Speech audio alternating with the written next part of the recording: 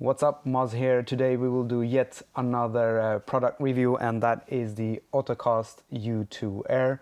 So this is a Apple CarPlay dongle, so you can stream Apple CarPlay wirelessly to your infotainment system if your car does not support it. And in my MX5 we only have wired support for Apple CarPlay and Android Auto. But again, then this does not support Android Auto, so if you have an Android, this will not work. But Ottocast do have other products for Android Auto. For this specific product, I will link it down below to Ottocast website and also to an Amazon link if you want to purchase this for yourself. But make sure you have your vehicle supported, and also then this supports iPhone 6 and above, and I believe you need to have iOS 10 installed on your iPhone for this to work.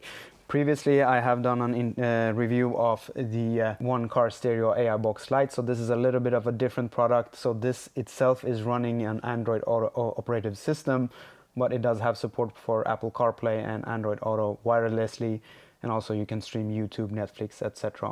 from this device as well. I will link my review up above here and link to the product down below so you can have a look for yourself. But today's video we will focus on the Ottocast U2 Air, and as you can see, it is a very small product, but we will see how it will fit into the car once we get on with the installation.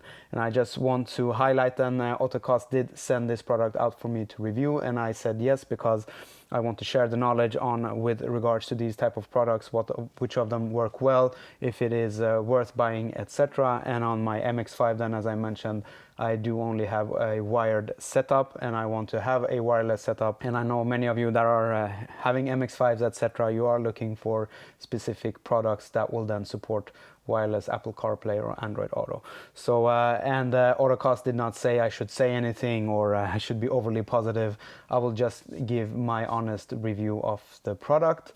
With that said, if you found today's video informational, give it a big thumbs up, and also do remember to subscribe for future content. With that said, let's get on with the setup. The device and cables, etc., come in a standard box, and we have two shorter cables included in the kit. So we have a USB Type-C which attaches to the device, and on the other hand we have a USB Type-C as well if your car is equipped with that type of port.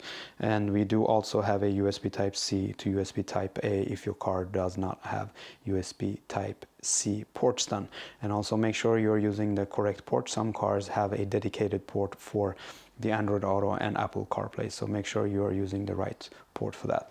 And as you can see, the device itself is a really small, and here you can see a comparison to my iPhone 14 Pro, and it is surely a small and light device. It measures 14 millimeters, I believe, in height, times 55 millimeters times 55 millimeters. So it will be easy to tuck away somewhere so it's not visible as such. So that is that with regards to what's included in the kit. Now let's get on with the setup. So let's do this live and for the first time and see how it goes. So we have the device here, I have my cable connected to it, and on the MX5 we do have two USB Type-A ports. The top one is the one we connect our phone for the Apple CarPlay and Android Auto, and it's the same port we will connect the device, the Ottocast U2 Air as well. So we'll turn on the ignition.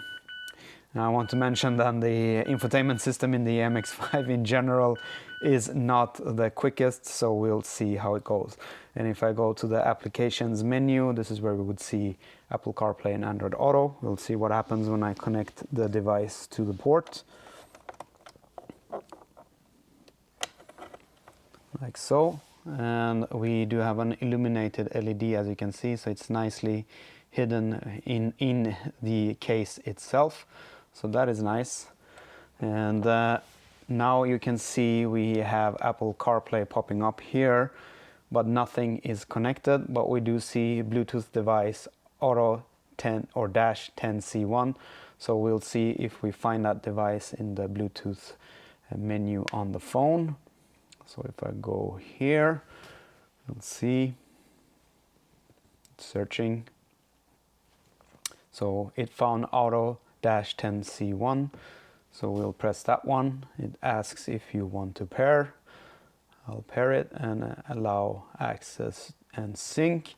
Then it says connected, and we'll see if it pops up. So we don't have to connect this through the Wi-Fi itself. It will connect that for us once the Apple CarPlay is up and running. So we'll see what happens in a little bit. And this is obviously something you need to do the first time. The second time, obviously, you don't have to do this. You just get into the car and start driving, and it should automatically reconnect to your device then. Let's see, it takes some time here.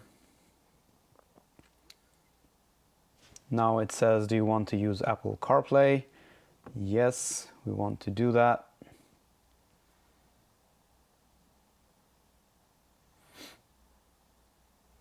And here we are up and running. I'll just hide this so you don't see my address, sorry for that.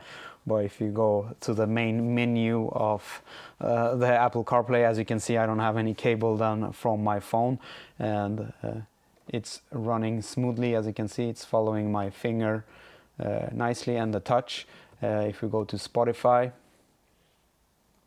it's loading up, and I'll turn the volume down so we don't get any issues with YouTube here. But as you can see, it is working, and also I believe all the controls on the steering wheel and all the controls here on the dial I have on the MX5 is working as well. So that is really nice that everything works as OEM, so to speak, but we do have a wireless setup. So if I go to the maps, as you can see, I can use the dial to scroll through the maps as I want, or zoom in, zoom out, the other way around. So zoom in and zoom out works with the knobs and dials. But all in all, everything is working as expected with regards to the wireless setup. And as you can see, it's running rather smoothly. And if we go to Spotify, if you go back here, it is a little bit of delay, as you can see, but again, then we will see once we have connected this through the wire as well to see if there are any issues. And due to commercial reasons, I can't play any music, but I'll play some music and see if there is any distortion or any difference with regards to the sounds, or if it's still acceptable. But all in all, that is that with regards to how you link it up and how it's operating. I want to do one more thing, and that is to turn everything off and turn the car back on and see how long time it takes before the system boots up and is ready to go. So the ignition is off, the phone is running, as you can see, but we don't have anything on the display. Well, let's see how long time it takes before the system boots up and we are ready to go with regards to the connectivity to Apple CarPlay. That was pretty fast, I would say. That was actually super fast, faster than I expected. So that is really nice. Let's do that one more time, and I'll do it live so you can see I'm not doing any funky stuff with cutting or editing. So I'll turn the car off. As you can see, it boots down. I can even open the door, close it, and we'll see if we can lock the car. It doesn't want to lock the car for some reason, but it doesn't matter. We'll unlock it here. Let's start the ignition again and see how long time it takes.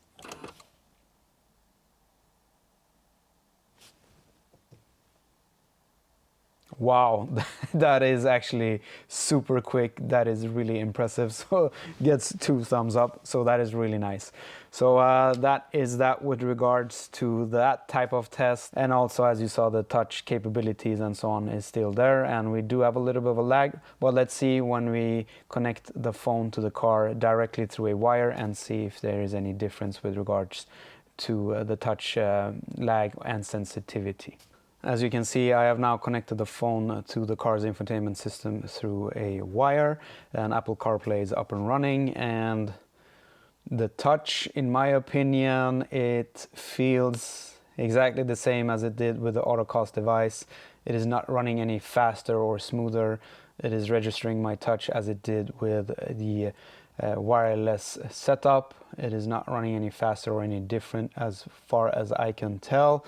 and obviously all the dials and knobs and whatever is still working then as it's the OEM setup, we could say. And also what I didn't mention earlier is that the Ottocast device is running on the 5 gigahertz band on the Wi-Fi, and it's not running on the 2.4 gigahertz as it is a quite short distance between the two devices. So it is operating on the 5 gigahertz band on the Wi-Fi protocol that the device has. So I guess that also helps out with regards to how smooth things are running compared to having it on a wired setup. And what I want to do now is to do a similar type of thing we did with the wireless setup, is the boot time, and see if there is any difference.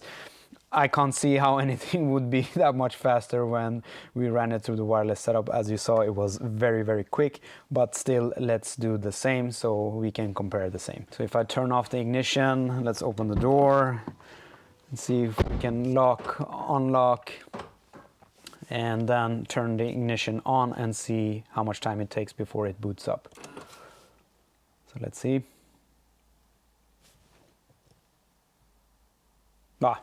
As you see, it is more or less the same. I can't say maybe some millisecond here or there, but there is no big difference when comparing the wired setup compared to the wireless setup from the Ottocast device. So that was a review of the Ottocast U2 Air, and in my opinion it is a great little thing. As you saw, it doesn't have any negatives compared to having a wired setup.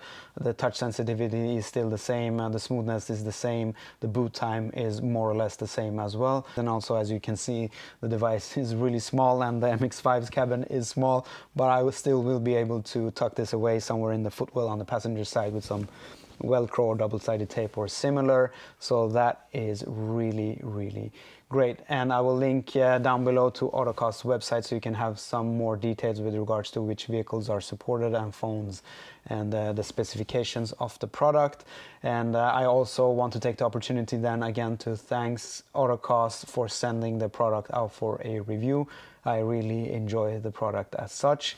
And again, they have not told me to say anything overly positive or be positive or negative, just to give my opinion on the product. And these are truly my opinions. I will also have a link down to Amazon if you want to pick it up. That's an affiliate link I have with Amazon. If you do want to purchase it, you can use that link. If you did like today's video, give it a big thumbs up, and do remember to subscribe to the channel for future content.